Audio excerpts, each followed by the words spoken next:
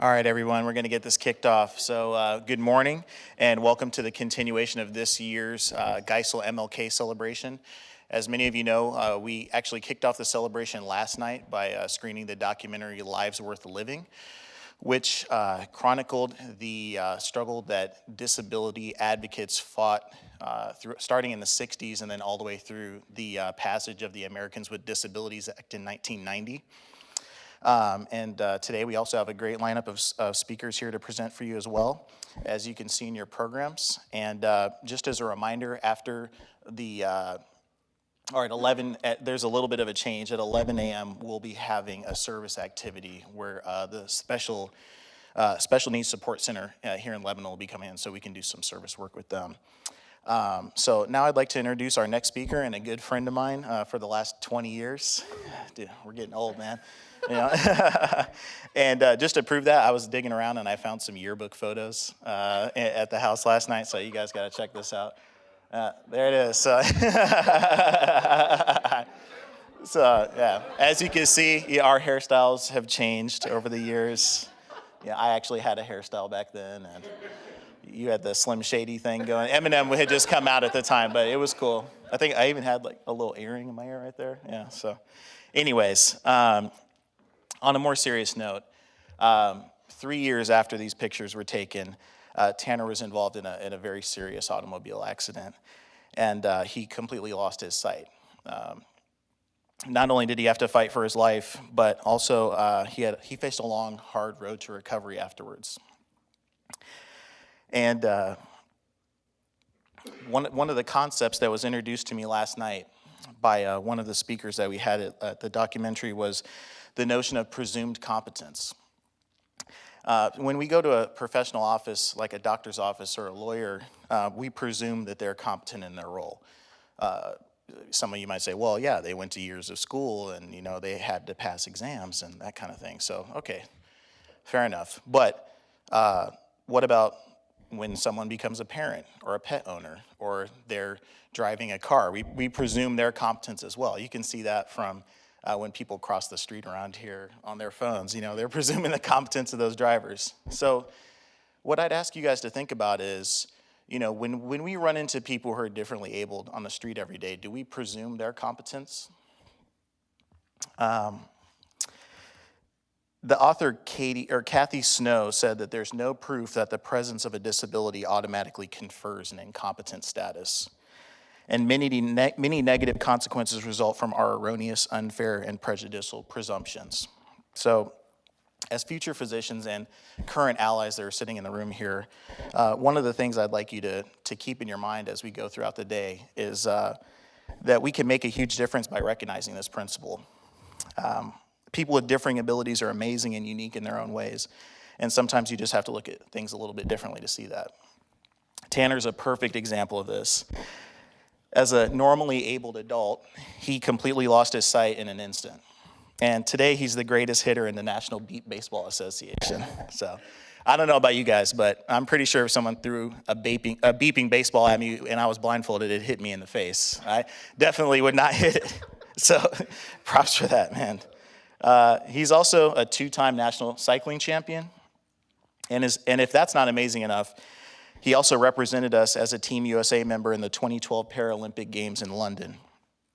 In his professional life, he's been a TEDx speaker, an author, and he's currently the executive director of My Blind Spot, which is an organization that works to provide outreach, advocacy, education, and services to ensure equal access to employment, education, recreation, and independent living opportunities for people with disabilities. He's truly an amazing individual who has overcome so much and continues to break new barriers every day. I'm very proud to call him my friend. So without further ado, let's give a warm welcome to Tanner Gers, everyone. Oh, man. Dude, thank you so much, no bro. problem. Oh. Wow. Woo, that was fire. So we can all pack it up and go home. Oh, man.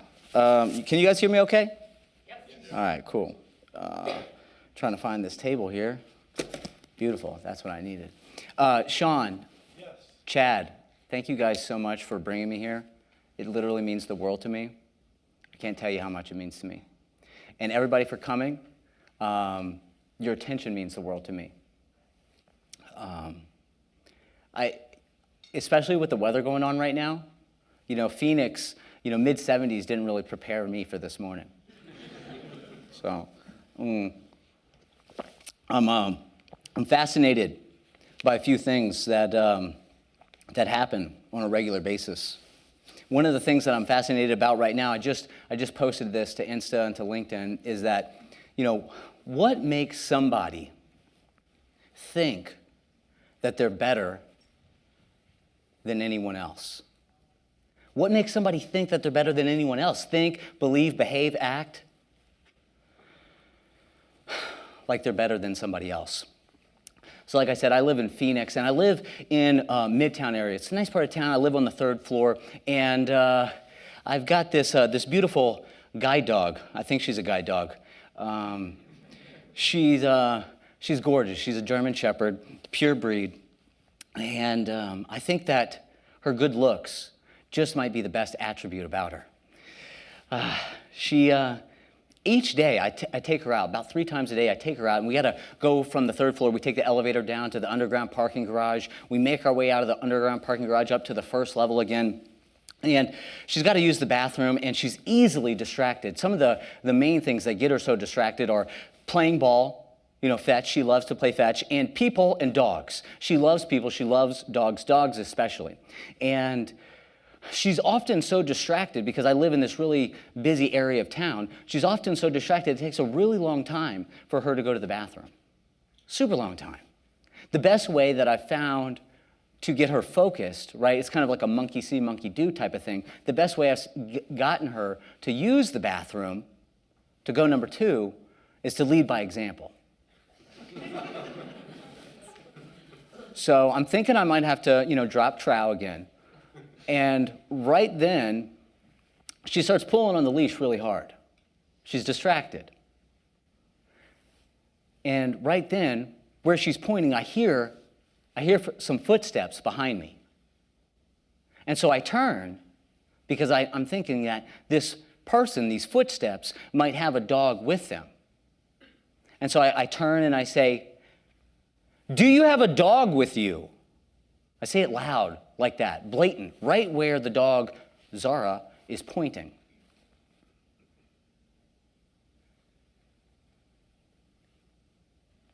And that's exactly what I heard.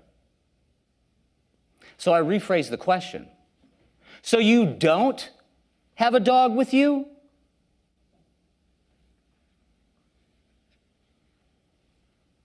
Again, confused. Clearly, I'm talking to them. My dog has their attention. They have my attention.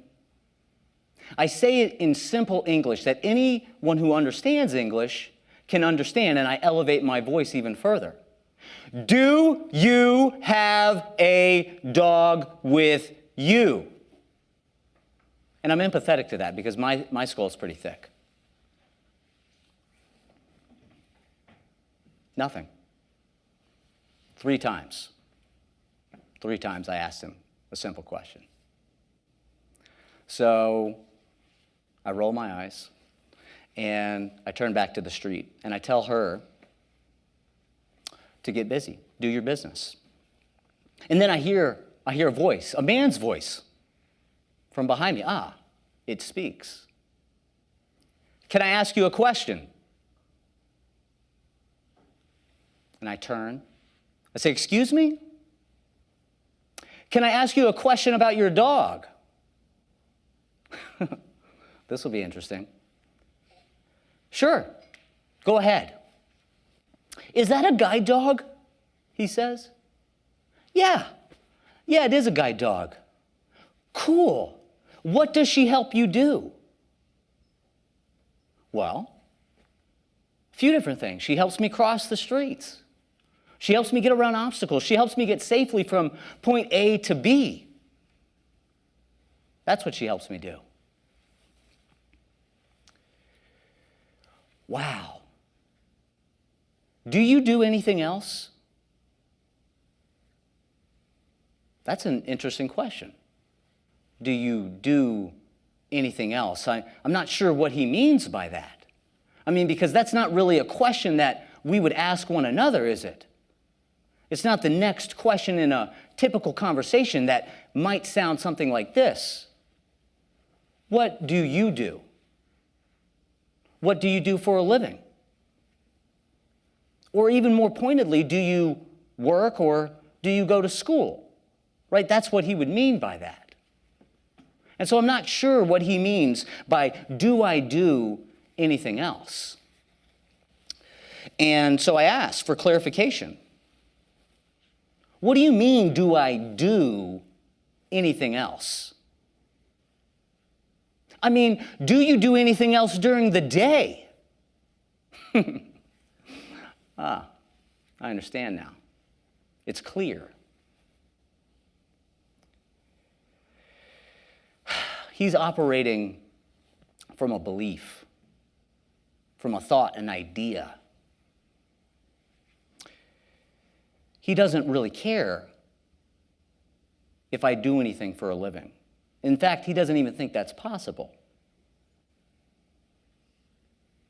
Do I do anything else? He must mean, do I do anything else? Am I capable of doing anything else besides being her personal pooper scooper?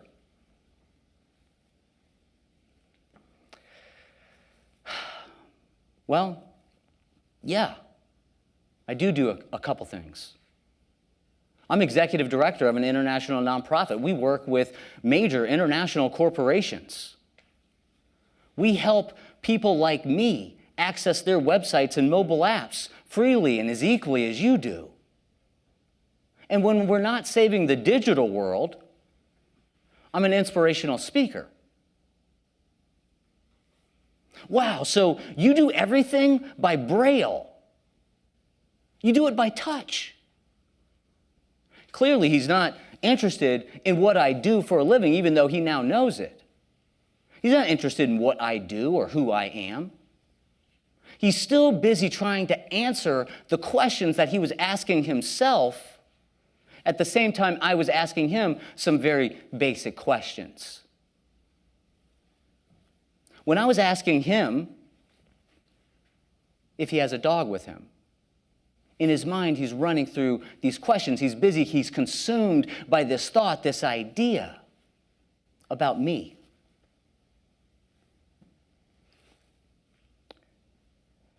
No, sir, I don't know Braille.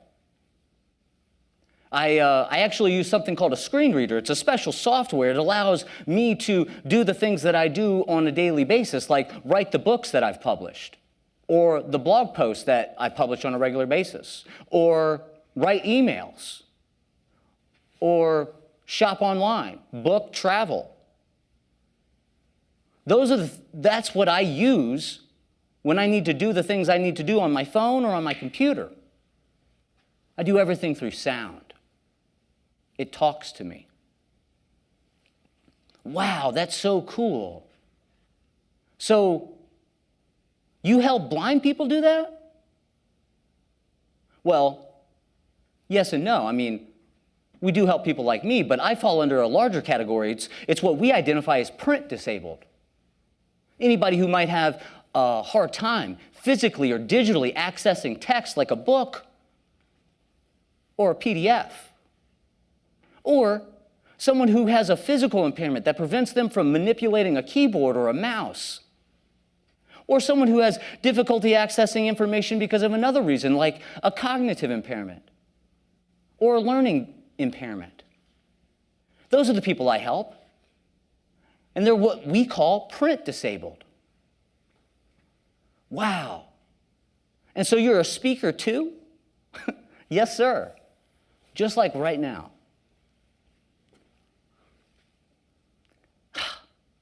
Wow, that's so interesting. My name's Warren.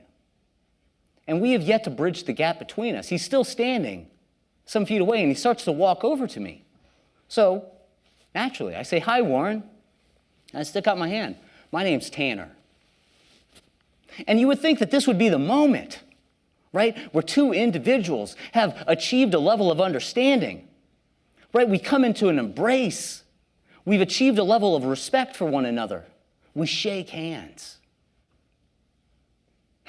But he's got another question. And he stops right there. Whoa!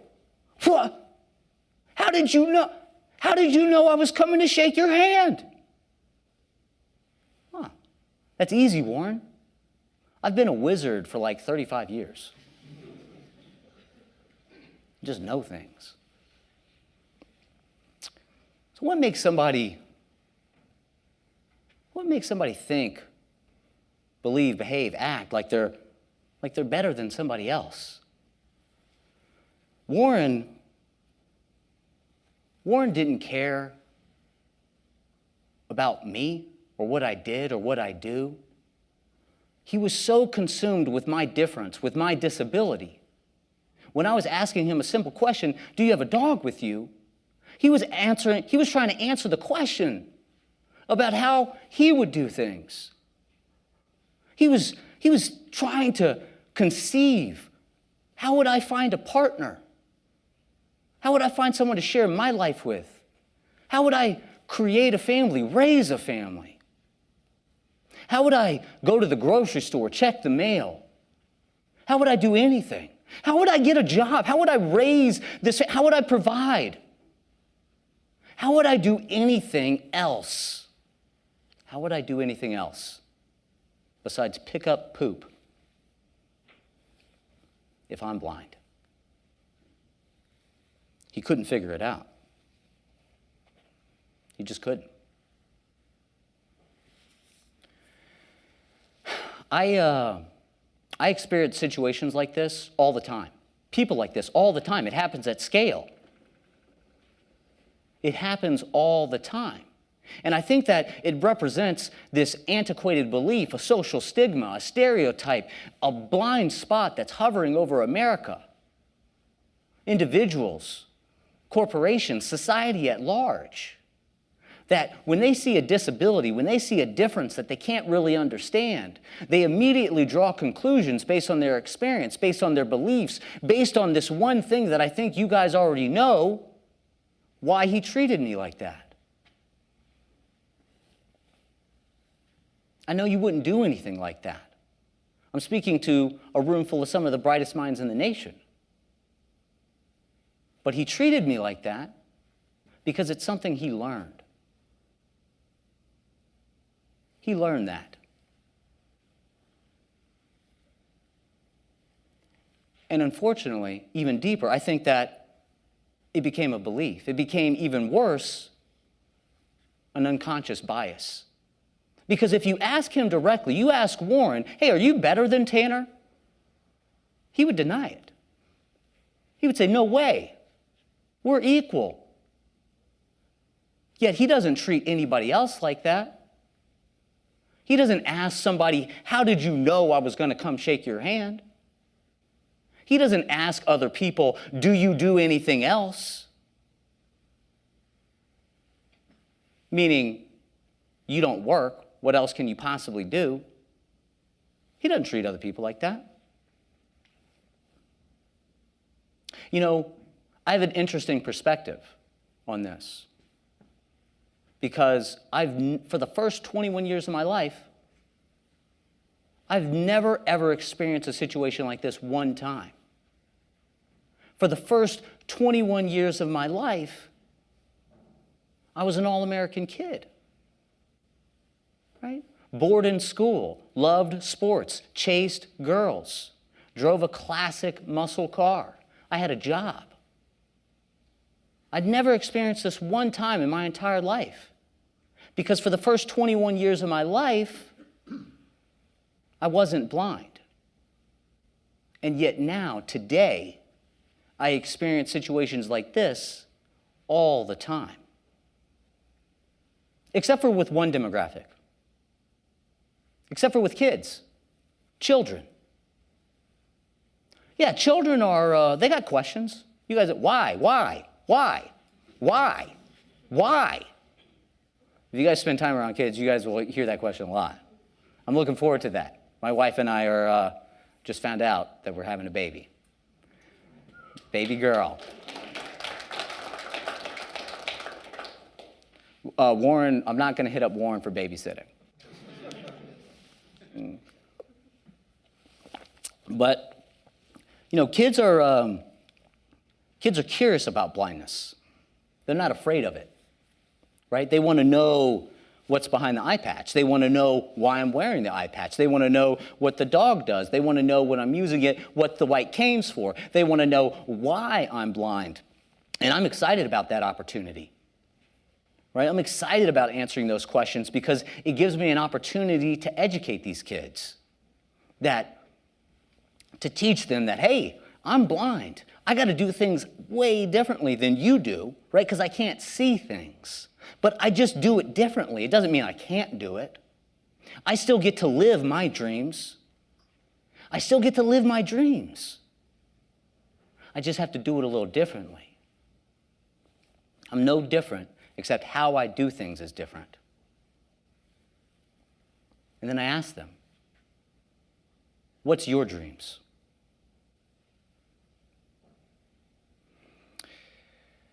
I'm getting ready to find this out. I spent a little bit of time with some babies, but I don't know if you guys have ever, babysat babies or toddlers or anything like that. If you have, can I get a round of applause for anybody who spent time around babies or toddlers who are also servant leaders? Round of applause. Yeah, I know, me too. Donut. Doesn't happen. Because babies and toddlers are not born servant leaders, right? They don't just pop out of the womb disciplined, great listeners, empathetic, hugely emotionally intelligent, putting other people's needs before theirs. It doesn't happen. In fact, babies, toddlers, they're super needy. They cry all the time when they don't get what they want, right? And they'll cry until they get it, whether it's entertainment, attention, food, toys. And when you give them the food, they drop a huge atomic brown bomb in their shorts. And then they're going to cry until you clean it up. They're not cleaning it up. Babies and toddlers don't welcome mom and dad when they get home. Oh my gosh, you look so tired. Let me cook dinner. No. Put your feet up. I'm going to clean the house. I'm going to pick up my toys so you stop stepping on them. I know that you're under a lot of stress right now. You've got that big promotion coming up. I know you've been preparing really heavily. And to take some of that stress off your shoulders from now on, I'm just going to change my own diapers.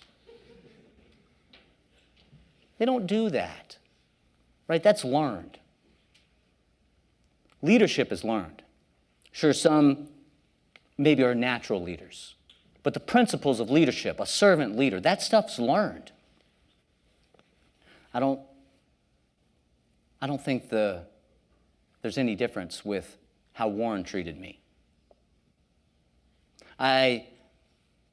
For this fundamental reason, this is why I also don't believe anyone's born a racist, a sexist, homophobic, ageist, or pops out of the womb with these own perceptions, beliefs, stigmas about people with disability. That stuff's learned. And that's why I'm so excited every time I get to interact with a child and teach them, show them, demonstrate. I'm different, but that doesn't mean I'm less than.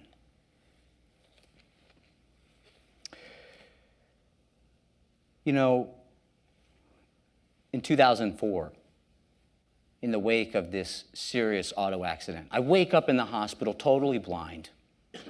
My back is broken in 7 different places.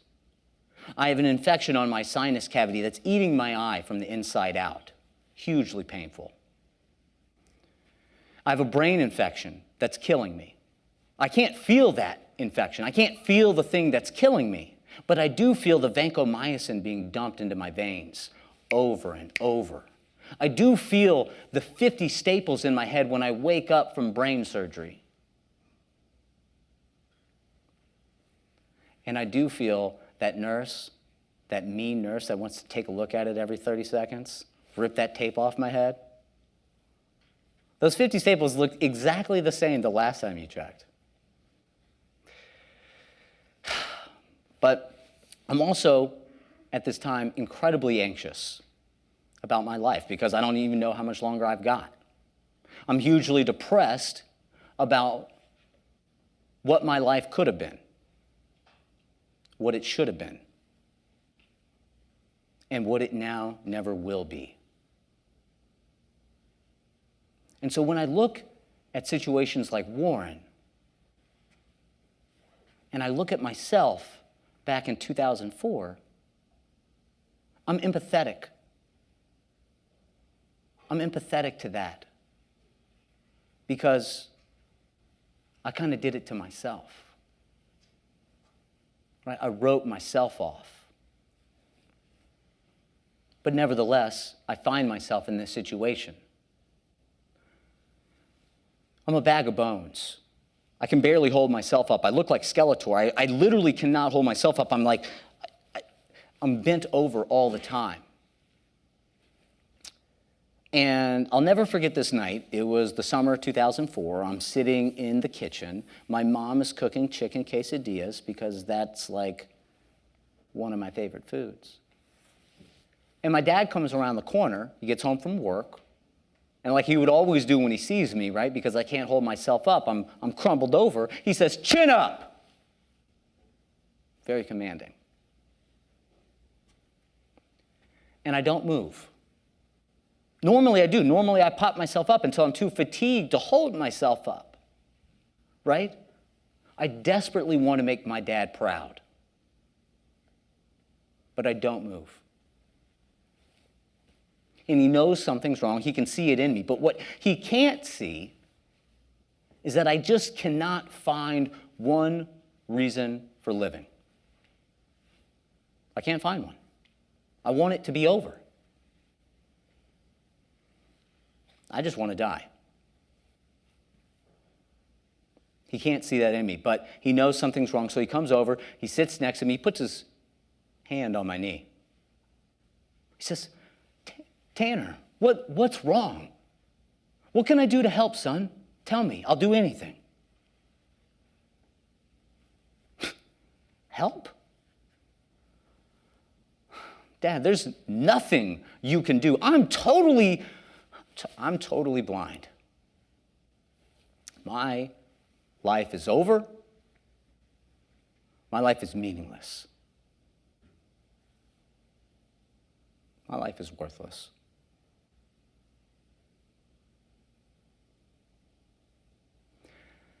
Tanner, I know it's tough for you right now. I don't understand what it means to be blind. But I do know that you could be blind and you could be in a wheelchair. As a matter of fact, you should be. You could be blind in a wheelchair, and mentally, you should be a vegetable. Tanner, you should be dead. Son, I know that it's tough right now. It's always going to be tough for you. But let me tell you something. It could always be worse. It could always be worse? That might seem like my dad was kicking me while I'm down. But in fact, it was exactly what I needed to hear in that moment. I mean, I've got my hands. I've got my feet. I can walk. I can talk. I can think. I can articulate. I can communicate. And isn't that valuable? Aren't those assets? Isn't that something that I can use to create a life worth living? Something of meaning? Can I build a life worth living with this? I knew in that moment that I can do it. But no one's going to do it for me. If I'm going to create this life, something meaningful, powerful, impactful, if I'm going to create a life worth living, it's going to be up to me to achieve it. It's interesting to me It's quite interesting to me that I would have to lose my sight before I'd be able to look inside myself. That I'd have to lose my sight before I'd be able to see my value, the potential inside of me. So I start going. I start moving. Take that first step. And I'm coming to terms with the situation in which I find myself. This one day, a couple weeks later, I'm digging around in my closet. I'm looking for something. I don't even remember what it was. That wasn't important. But what is that my fingers came across this piece of leather. Curiosity, like her, gets the best of me, and I pull it out. Instantly, I know exactly what it is. It's my old baseball glove. And I can't help it. I put it on, and I catch the ball, and I crow up, and I throw the guy out at home plate. Just like I did thousands of times as a child. But I'm coming to terms with the situation in which I find myself. And I tell myself out loud, because I can't tell myself in the mirror anymore. I tell myself out loud, Tanner, that part of your life is over. Game over. So I took it off, I put it in the closet, and I walked away. 4 years later, I'm going to school full time. I'm working full time. I have very little time, but the one thing that I like to do at the end of my 15-hour day is I like to watch The Tonight Show. I want to catch the monologue. I love stand-up comedy. I think Chad's got a career in that if it doesn't work out in this medicine thing. And if everything works out just right, just right. If I get off work on time, because sometimes we have to stay late, if my ride picks me up on time and brings me home, like we don't catch a bunch of lights, and I step inside the house, the backpack drops off because I was at school earlier, and I flip on the remote, I fall into the couch. If everything works out just right for the past 2 years that I've been working and going to school, when I turn on the remote, everybody's clapping. Because The Tonight Show just started. But I turn on the television this one night, late May 2008, and there's a commercial. And I'm pissed. I'm pissed. It was Monday night. I knew headlines was next. And I'm pissed because that means I missed my favorite part. I missed the monologue. And so I'm sitting there. Stupid driver. And then I hear the music. It's Channel 4 News. And I'm blown away. Because, like I said, for 2 years, never one time was I home early enough to catch the news. And yet, for one reason or another, for a special reason, the universe made sure that I was home the one night that the news would play the one story that would feature the one sound that would change my life forever. And so the news broadcaster comes on and says, now here's a team who doesn't let anything come between them and the game they love to play. And that was when I heard the sound that would change my life forever.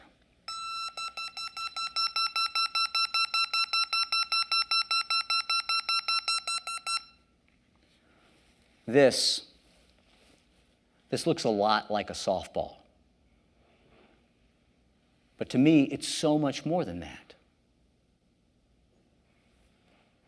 This is baseball for the blind.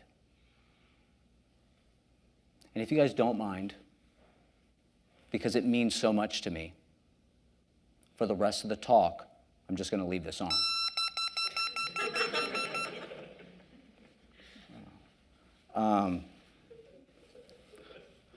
So I love baseball, America's pastime. I had a lot of success in beat baseball. I still have a lot of success in beat baseball. I'm very, very, very, very, very fortunate.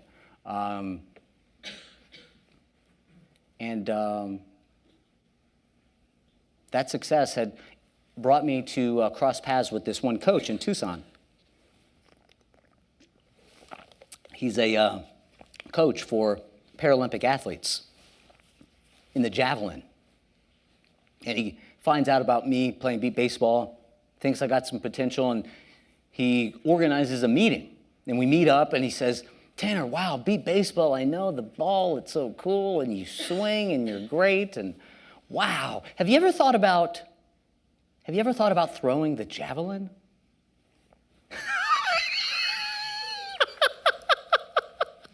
Oh my God, I laughed in that poor man's face. I didn't really think about blind guys throwing spears like that. I mean, just launching them. I could get arrested. I don't know. And but I'll try anything.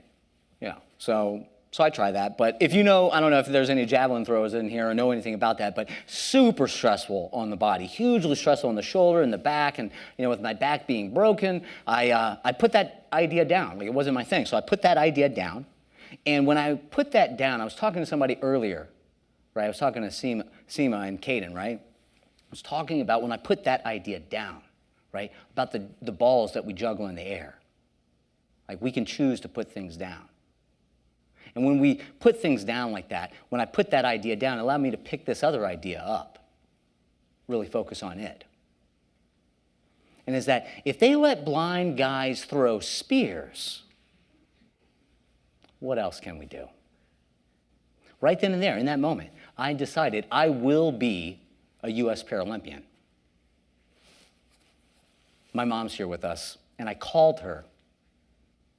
And I said, Mom, I'm going to be a Paralympian. She goes, when's that?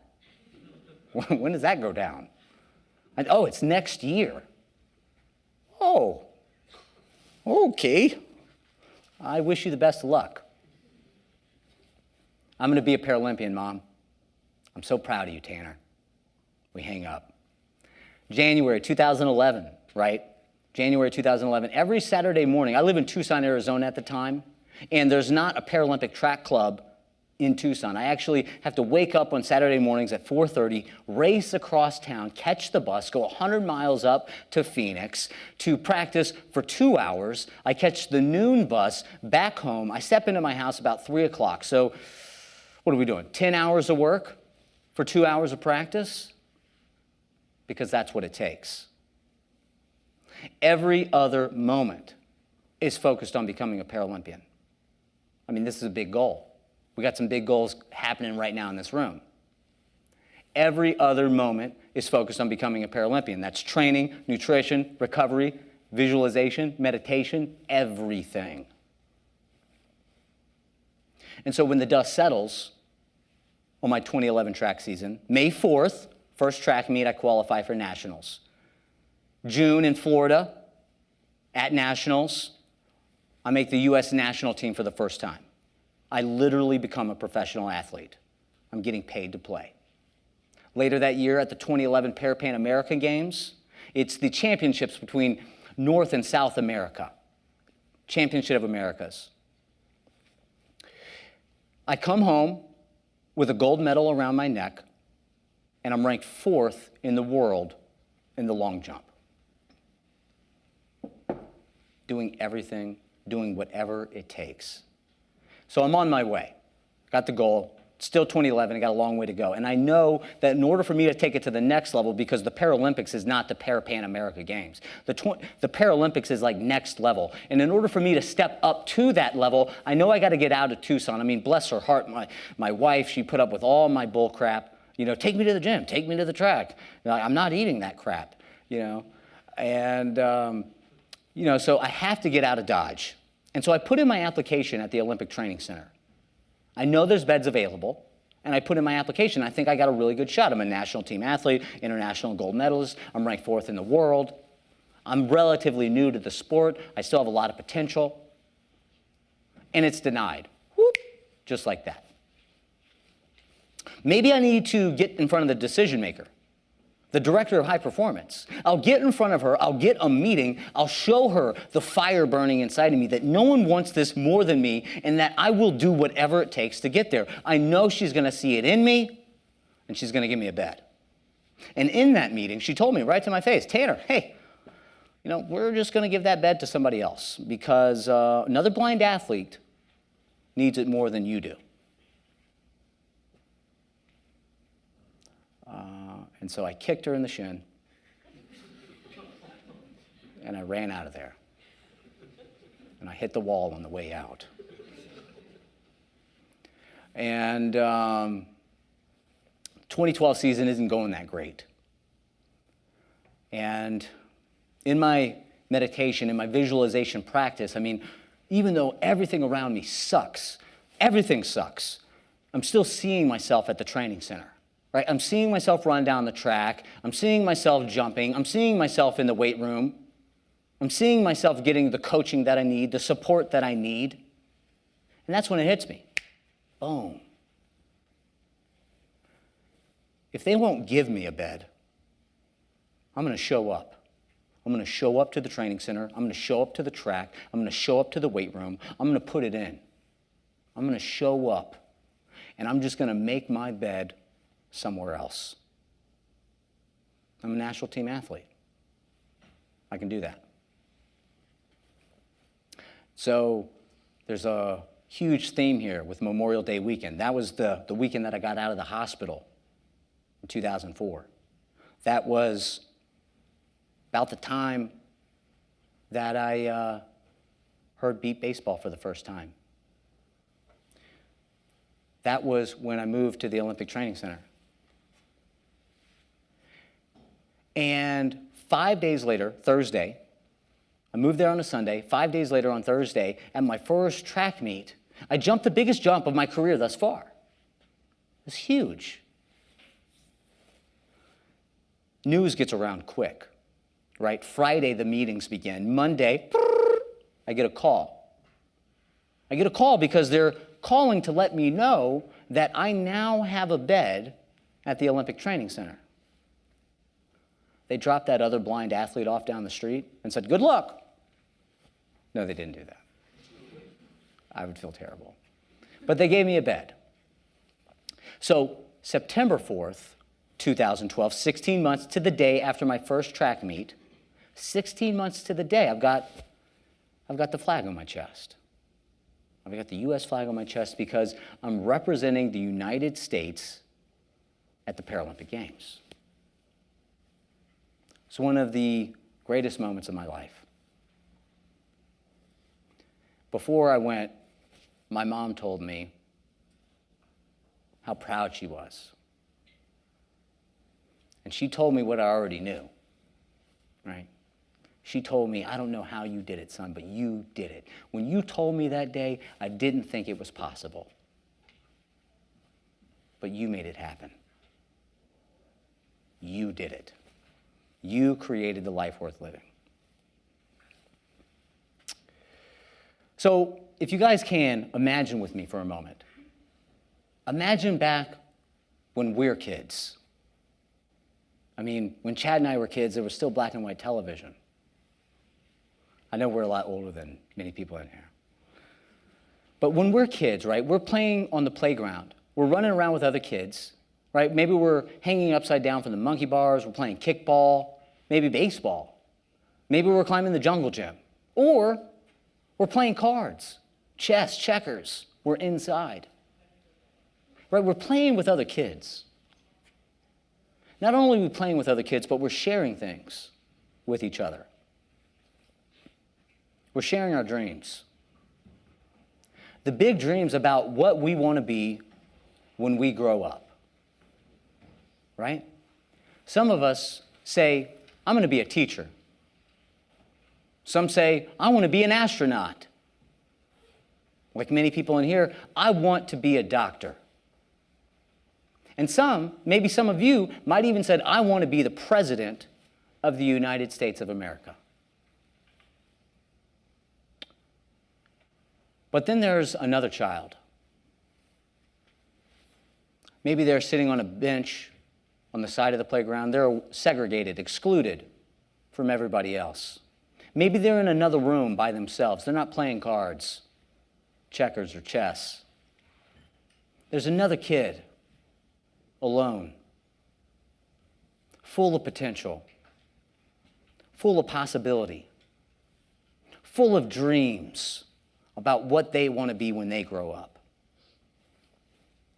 And this child, all by themselves, they're all by themselves because they just happen to be blind. They just happen to be blind. And I wonder what they dream about. What does a blind child dream about being when they grow up? In fact, what does any child with a disability dream about being when they grow up? Because eventually, they're going to share that dream. Maybe it's with a friend. Maybe it's a teacher. Maybe it's their parent. Maybe it's somebody that they look up to. And maybe it's somebody like Warren. Maybe it's somebody who comes from the perspective, how are you going to do anything else? Tell me about it. How are you going to do anything else? Is that the first thing we want a child with big dreams to hear when they share their dreams? What's going to happen? It makes me think about Donald Porterfield, who graduated law school blind and now is a criminal prosecutor in southern Arizona. It makes me think about Doway and Marcus Schmidt. Like me, two totally blind electrical engineers. I'm not an electrical engineer. I can barely even say it. I'm totally blind. It makes me think about Congresswoman Gabby Giffords, right? She had that horrible shooting, and now she is legally blind. We'll keep that between us, right? She and I share the same neuro-ophthalmologist. We'll keep that between us because, like Gabby Giffords knows, I know that there's a huge blind spot over America, over corporate America, over our society at large, that when they see difference, when they see disability, like Warren, they see impossibility. They see inability. And they wonder, how is anybody like that going to do anything like me? How are they going to do anything else? Then I think about Cypress Habib, the lieutenant governor of Washington State, the first totally blind politician to achieve that level of success in politics. I think about Dan Green, born totally blind. He went to Northwestern on an educational scholarship, studied physics, graduated with a master's degree in physics. Born totally blind, Northwestern, master's degree in physics. Now he writes missile programs for Raytheon Missile Systems. It makes me think about Albert Rizzi, also totally blind. He lost, like me, he lost his sight later in life and found the barriers, the struggles that he never faced before, and created my blind spot to make sure that we tear those things down, that we change antiquated beliefs, social stigmas, stereotypes about people with disabilities, that we don't see disability, we see ability. Just might be a little bit different. It also makes me think about my American dream, my all-American dream, and Frederick Douglass, who escaped slavery in the 1800s. He became a leader in the abolitionist movement after that. And after he escaped slavery, he returned back to the slave owners. He went back to talk with them, to communicate with them, to educate them on why slavery is wrong, why it's immoral, what they're doing to human capital. And through those conversations, because of that, in 1855, he wrote, "It is easier to build strong children than it is to repair broken men." It's easier to build strong children than it is to repair broken men. So what are we going to do about that? What are we going to do about that? That's my all-American dream. That we begin building stronger children. And like I said before, they're listening, they're watching, they're observing us, they're mimicking us, they want to be just like us. And so it begins right now with a choice. How do we build strong children? We do it through leadership, through practitionership, through demonstrating. We demonstrate to kids how to treat people of difference or disability just like they're us. We treat them no differently. We demonstrate that by not looking at somebody who has a different race or religion, sex or sexual orientation, or disability any differently. We really demonstrate that by not only how we interact with individuals, how we treat them, how we talk to them, how we behave in front of them, not just in public.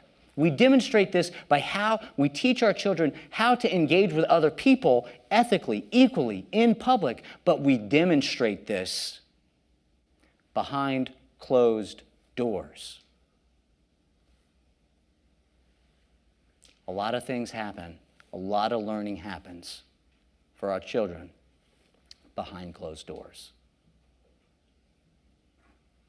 And that's why I'm so excited about it. So I ask you, will you join me? Will you join me in building strong children and make a decision about how you treat other people, different or not, disabled or not? Will you treat them equally as you?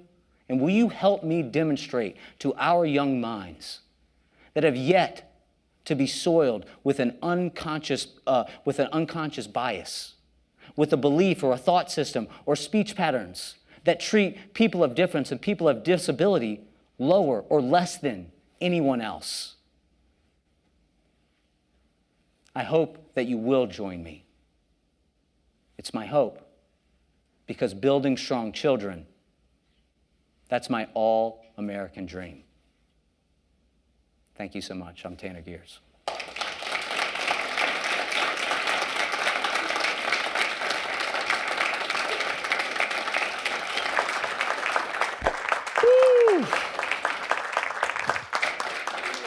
I got way off, huh? Yeah. Thank you. Thanks so much, Tanner. That was amazing. I'm just glad I stayed facing forward the whole time. One of the things that we'd like to do is give you guys a few minutes for Q&A. Does anybody have any questions that they want to toss to Tanner? I love Q&A. I'm not offended easily. Please ask me questions.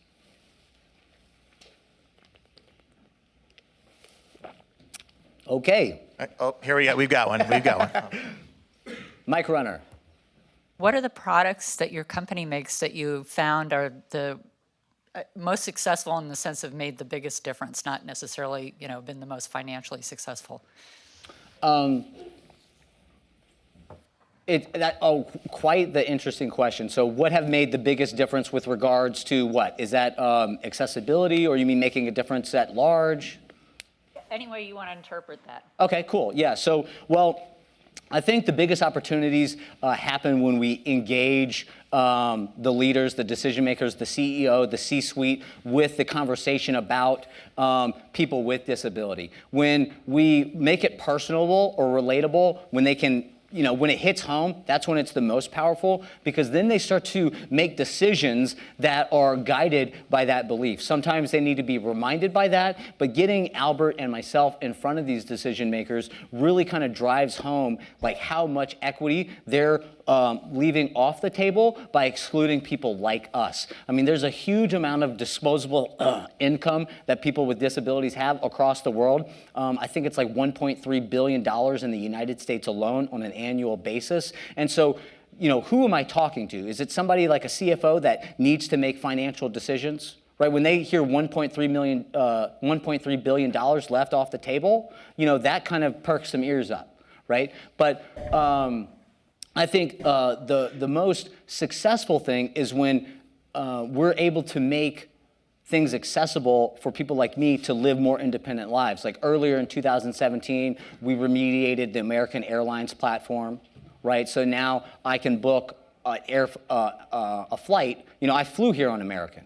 Right, and so they've been really helpful with me in terms of making sure everything happens, where not just the person that's answering the phone call or doing the web development is making sure that things are accessible for me and that I'm comfortable, but it gets down to the flight attendants, right, the people at the airport, making sure that I'm comfortable, that I know, because some people with disabilities have never flown before.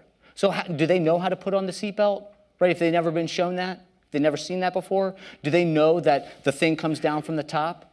And so I know that because I fly all the time. But when an American Airlines flight attendant comes up to me and says, hey, do you know how to do this? I just want to double check, right? Some people might get offended by that, some people with disability, right? Because they don't see both sides of the equation, right? But when somebody makes sure that something is accessible to me in person, that stems from a web development perspective, an online access, and then that's seen all the way through to the end experience, that is some of the most successful stuff for me.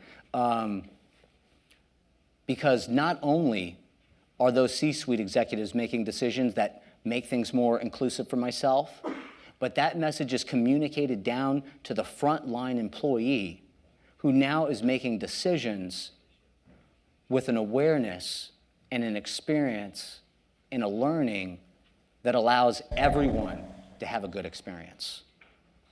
That's a great question. Thank you. Yeah. I mean, this may be too big a question, but often the message to young people, actually children, often goes out through the educational process. What are the best procedures and? That's how dynamic you are. Electrical. What are the best practices and procedures that limit the message that's often conveyed in our educational system that different is inferior? I think it stems around fear. Like Warren was coming from a place of fear, like how would I do this myself? I don't want to do anything wrong. I think in society we make a lot of decisions on our behavior. Our behavioral thesis is centered around embarrassment and fear, right? I don't want to be embarrassed. I don't want to do something wrong. Instead of just coming from a more intentional place of just trying to do the right thing, being inclusive and treating someone as an equal, right? So, and so I want to answer your question specifically. So what I think is how we do that. with the educational system, like K through 12, that's really, that's a sticky situation, right? Because how many, we got what, 12, 13, 14 teachers, depending on how long they're in the educational system, how many touch points they have with a different professional who may have different beliefs about somebody with a disability or an alternative ability, right? They may not be disability ready. And so this is so early on in, we're in such the infancy of awareness and how to treat individuals with disabilities, like the right way. It's really tough to say. And there's so many varying levels of disability, right? Like my disability, I didn't realize that everybody wasn't totally blind. I thought blindness was blindness, right? Like I just thought it was one thing. So someone who's like super high or high functioning, low vision, they don't need the same things that I need. And because of that, right, because of that, they might bite someone's head off when they say, I can open the door, like I can tie my shoe, like back off, right? And I hope part of the educational process is teaching other people with disabilities who might be doing that not to do it. Because I've been in the situation where I've asked for help, I'm lost, and I can't get it. I just hear footsteps. And I'm like, hey, can you help me? Can you please help me? And someone just runs away, right? Maybe because the last time they helped somebody with a disability, their head got bitten off. So it's a very complex question of how do we begin the process of ensuring that our educational system is adept and apt of conversating, accommodating individuals with disabilities. It depends, it varies, but I think it begins with understanding that everybody's different, everybody's needs are different, and we have to ask, how can we help you? And more pointedly, what can I do to make sure that you have everything you need? Right? That's a different question than how can I help you? What can we get you? What is the best way to set you up for success? How can I ensure that everything that's going on here is accessible to you? You know, those kind of open-ended questions, besides, can I help you? Go a long way, because it allows the person asking the question to understand specifically on a case-by-case basis what they can do to support people with special needs. Is there a follow-up question?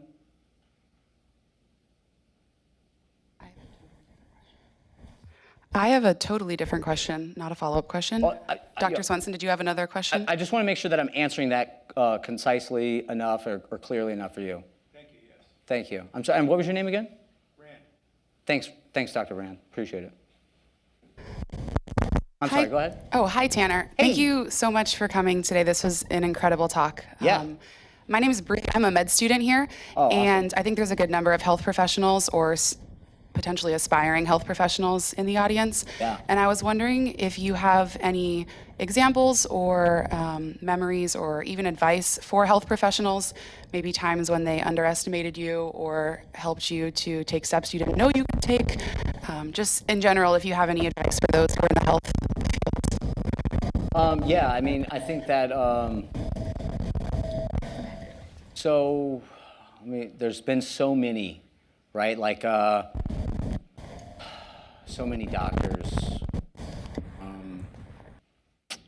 I think that the best way to help somebody is to ask those open-ended questions, right? Because having a disability is so dynamically diverse, right? Like I was saying, you know, like Alex in here, right? She has a different ability than I do, right? And she probably doesn't need the same things that I do. I know that she doesn't need the same things that I do. She probably doesn't even like to discuss it because it's not really relevant. It's not important. There are some things that she might need, and if those aren't met, then she can communicate exactly what she needs to step it up to that next level. For me, where it's a little bit more intense, a little bit more involved, right? People make assumptions about what's possible for me, like Warren. And instead of asking those open-ended questions about, if I'm in the doctor's office, right? This happens all the time. Like I come into the doctor's office and they're like, "Can you sign right here?" And I'm like, "You mean like right here? Or right here? Or over here?" You know, I'm empathetic to that too because I work really hard to try to make eye contact. I know that a lot of language and communication happens just through the eyes alone. Like, you give that person that look, you know what I'm saying? Like, I don't get that, right? So when you can be like, I don't get that either. So asking the questions up front, like, "Hey, I need you to sign something," is what can I do to make sure that you can do this? How can I make this better for you? I want to make sure that this experience is perfect for you. I understand that people have different levels of ability. What's the best way to accommodate you? Do you need accommodations? You know what I'm saying? So if you come from that place of like openness, like, "Hey," like people are blown away that I can sign stuff, right? And they're like, "How do you sign stuff?" And I'm like, "With dreams and hopes." So if you just ask those open questions and you check the ego and you don't get upset because you don't get upset when someone in my position bites your head off because they had a bad day, right? Like no one makes a judgment. So like for the airport example, right? Like, flights are delayed, things are getting canceled, people are getting pushed back, and then everybody's yelling at that gate agent. Right, that poor gate agent, they're just like, "Oh man, like I flew the plane, right? Like I made this executive decision to snow us in for a week, and everybody's yelling at her, right? But she doesn't take that as like, all humans are bad, everybody wants to yell at me. She understands the context of the situation. And so when somebody with a disability might be frustrated with you, they might be offended with you, they're a lot more easily offended than I am, please don't take that to heart. Right? A lot of times when we're consulting corporations on employment best practices, just because it doesn't work with one person with a disability doesn't mean that's true for everyone, right? Like you fired a man before, right? Yeah, you fired a man before, but that doesn't mean all men suck, right? So just be conscious of everybody has bad days. Sometimes people with disabilities they're a little more aggressive, they're a little more spicy, I like to say. And come from that place of like, what can I do? I need you to sign something. What can I do to help you sign this? How can I make this better? Is there an accommodation that I'm not familiar with? Because I know that people with disabilities have differing abilities, and I just want to make sure that you're set up for success. I hope that answered your question. Yeah. We've got a different mic going here if there's any other questions. Okay. I probably don't need a mic unless you want me. Well, the camera's recording it, so. Okay. Hello? Which side is it? Hi. Can you hear me? What? Can you hear me? I'm sorry? I said, can you hear me? Right. I liked how you talked about development of dreams and then achieving those dreams afterwards. Yeah. And how we can improve that in people with disabilities. Sure.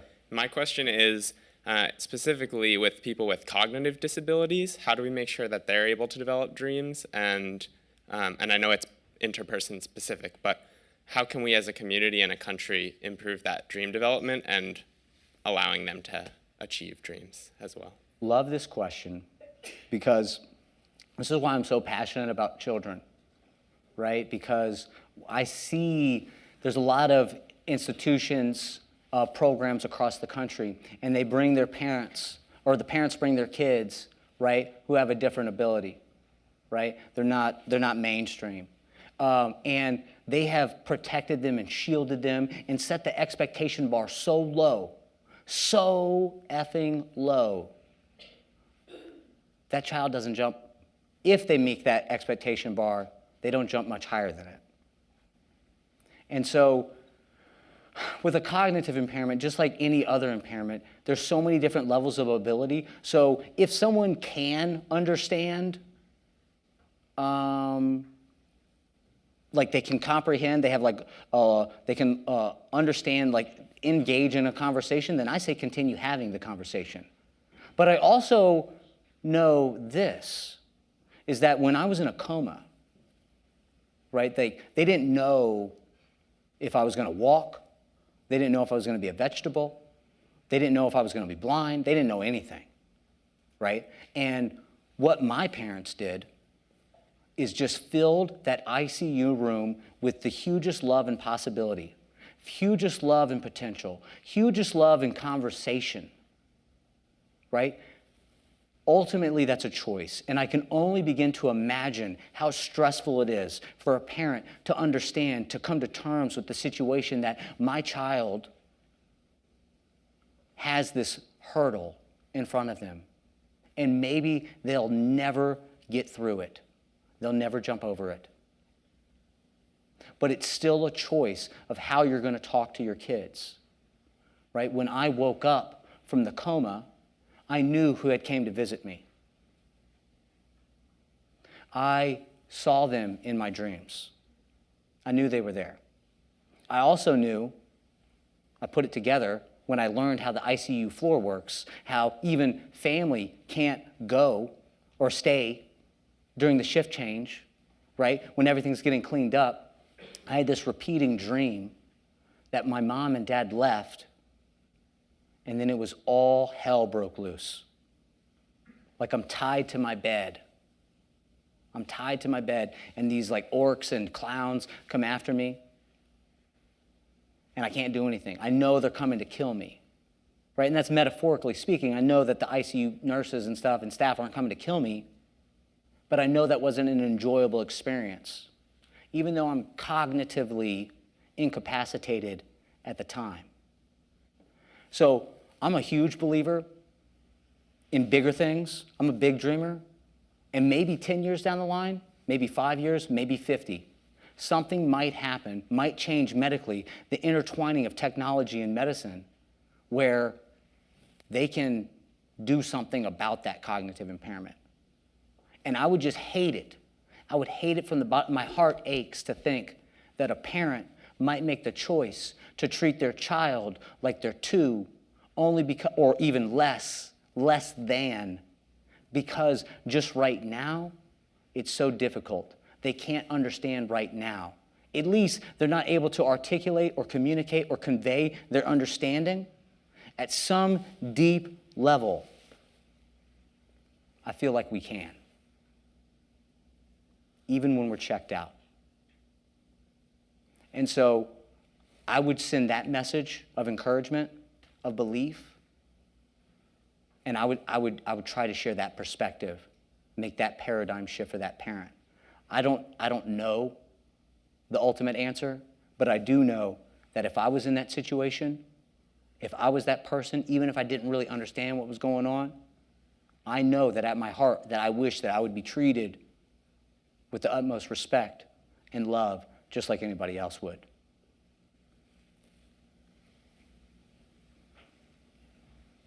Got another one. Hold on a sec. Yep. Hi, I wanted to ask the sort of counterpart, probably the more difficult question. Oh my God. Is that if you have someone that has a disability, how do you counsel and advise them that, just like with people who have no noted disabilities, not everything in life is possible?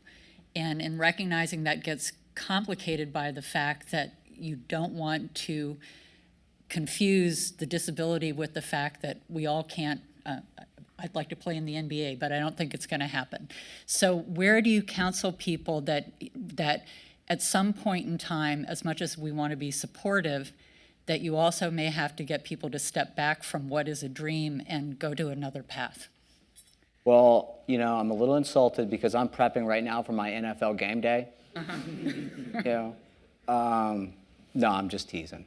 You know, there is that kind of thing, right? So when it, you know, Chad was dropping some game on me where he was explaining the technology that's going on right now in the military, right? Where there's pilots who now they don't even have to aim their guns, right? They just like look, and there's like There's these heads-up like displays where the helmet is communicating with the windshield, which is communicating with the turrets, and things are just happening by look. It makes me think about Stephen Hawking, who's writing books using eye movement. So with regards to something like a dream like playing in the NBA, it also makes me think of another young man in Minnesota who had a traumatic experience, medical condition happen. And he was a freshman in high school. He was starting on the varsity team for ice hockey in the state championship holder in Minnesota, and which is huge, right? And he was already being scouted by everyone, probably going to skip college altogether and go right into the NHL. And then as a freshman in high school, he wakes up in the hospital, unable to speak, unable to move, condemned to his bed. And through a lot of therapy and a lot of belief, he ends up start walking again. And he ends up going to college. And he's changed his dream from playing in the NHL to still being in the Stanley Cup, but as a coach or as some type of support staff. And so when we can't physically do the things that we want to do because maybe we're born with a disability or something like what happened to me happens, maybe we can think a little bit more creatively about what's possible. I don't think it's impossible for any person with a disability to be in the NBA Finals. They just may not be, doing tomahawk dunks in that game. So I'm guessing that you probably have a follow-up question to that. No, that was pretty good. I appreciate that. Yeah. I think we might have time for one more question if there's anyone else who wants to throw one out before we wrap up. Oh, okay, here. At the risk, you said you don't mind any questions. It's often hard as a normally abled person to ask the question, what is your disability? And how to ask that in a way, or what happened, or can you tell me the story? And I don't think you mentioned at any point what happened to you. I'm sure everybody's curious. If you want to share that story, I'd be interested. But it's often hard to actually broach that with people. It's like with any patient that we take care of, sometimes questions are harder to ask. Sure. Yeah, I think that stems from that embarrassment type of thing, right? I think I'm a pretty good salesman for other people's stuff. Like, you should see me spit some fire on some other people's stuff, right? But for me, when I'm selling my speaking services, people tell me all the time how great it is, right? But I still have this problem with selling myself because maybe I'm embarrassed about the fact that, what if I fail, right? What if I step up to hit a home run and I strike out? Right? And so I think that it is tough to ask some of the questions, but we only get better at asking the questions by practicing them, by actually doing it. And I think that one of the perspectives that I would like to use from that is some of the tactics that I use. I was trying to educate my mom on this the other day. She's gonna have a big ask at work. She's got a big ask coming up. And I was saying to her that, you should set them up for it to be something so horrific and so detrimental that your ask seems so much smaller, right? So applying this to you, I might say, hey, you know what? I'm so new at this. I've never interacted with somebody with a disability before. I can only imagine the struggles that you have to face, and you're probably going to think I'm a super asshole for the question I'm about to ask you because I really have no idea what I'm talking about. And you set it up like that. And then when you say, how can I help you? What's the best way for me to support you? Can you tell me about your disability? When you set it up like that, instinctually as humans, we're like, what is she about to say? And you come from that place of vulnerability. anticipating their hugely gross reaction, and it's something that's not gross, and it's honest and it's open, you're going to have a lot better results. Thank you, that's great. Yeah. But to answer your question about my accident, so I had this Pontiac Grand Prix. It's a beautiful car. Fresh wax white paint on some serious chrome rims. You know, Slim Shady, right? And I'm just driving too fast. I don't know if I love driving fast as much as I just hate hitting the brakes. And this car is governed to stop at 127 miles per hour.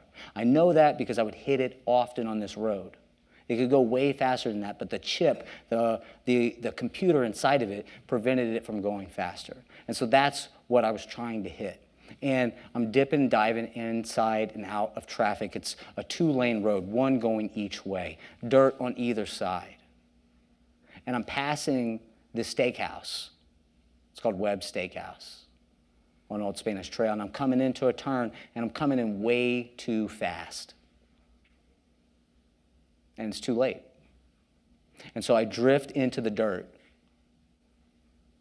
And I make a feeble attempt to try to get out of it. And the car comes around, right? Goes across the street and flies over a 40-foot embankment. And it's flying through the air. And right before it lands upside down, a big Palo Verde tree, this tree native to Arizona, or to the desert, like I know what I'm talking about, comes through my windshield and impales me in the face. Just a couple of days ago, I met with a lady who was riding her bicycle down the street and heard it. And like I said, it was this 40-foot embankment. So she's coming up the hill, and they hear the crash. And she says it sounded like bombs were going off. And she looks up the hill, and she sees like this massive dust cloud kind of coming up. And so the tree, I wasn't wearing my seatbelt, saved my life, right? Tree impales me in the face, blows me halfway out the rear windshield, and then we land, and I break my back. And I'm still conscious. So it hit me right here, right? All this is bone, is implant, forehead, right? This is implant. My jaw, I can't even stick my finger between my teeth. It's all plated up. And she couldn't stop telling me the other day how much glass was in my mouth. And I'm trying to talk, but I'm gurgling and choking on my blood. And I'm trying to pull myself from the wreckage. And about 75 minutes after emergency services first got there, the helicopter landed. To get me back up the embankment, she was telling me how one of the EMS, the rural EMS, was just useless. Like, he saw me, and he was just shaking. Couldn't stop shaking, couldn't do anything. The other guy's checking my blood pressure, because that's a top priority right now. No bodyboard, no neck brace, no head brace, nothing. She runs up the hill to go grab the bodyboard. And when she gets back to the top, each of them has one leg and one hand. And they're carrying me up the hill. You know, they already decided. Right? They saw me, they took one look at me, and they're like, forget about being conscious. Like, how is that dude still even alive? He's DOA. We're going to treat this dude like DOA. They get me back up to the street. They put me on the bodyboard. And I'm just squeezing her finger until life support gets there. And very grateful that level 1 trauma unit in Tucson, Arizona saved my life. So that's what happened. I'm really sorry that happened, but what an amazing man you are, and thank you so much for sharing it. Hey, thank you so much for being here. Like I said, y'all's attention means the world to me. Thank you so much again, Tanner. Let's all give him a great round of applause here. Right? 20 feet.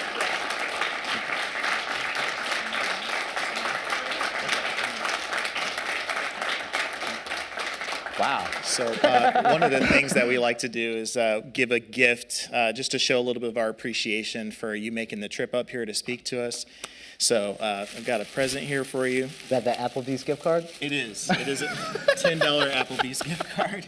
There you go. Yeah, appreciate you. Thank man. you. And also, if you guys didn't already, Mrs. Simone Gers also made the trip, Tanner's mother. So let's give her a great round of applause as well. We got a gift too.